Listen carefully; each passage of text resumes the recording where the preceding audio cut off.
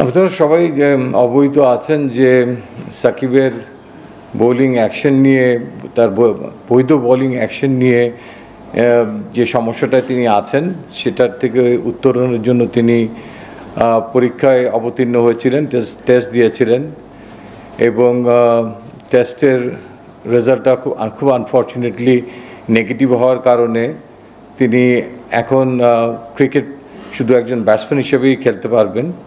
So selection প্রসেসে সাকিব আল হাসানের অবস্থানটা ছিল একজন ব্যাটসম্যান হিসেবেই আমাদের কাছে, এবং আমাদের এই দলে আসলে টিম কম্বিনেশনটা সাজাতে গিয়ে শুধু ব্যাটসম্যান হিসেবে তাকে আমরা এই 15 জনে অ্যাকোমোডেট করতে পারিনি। বাংলাদেশ ন্যাশনাল ক্রিকেট টিমের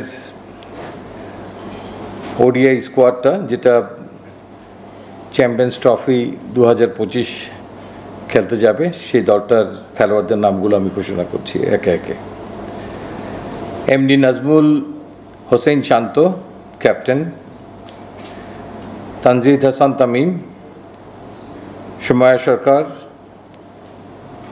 Parvez Hossain Emon, Mushfiqur Rahim, MD Towhid Hridoy, Mahmudullah, MD Mehedi Hasan Miraz, Jaker Ali Anik, MD Rishad Hussain,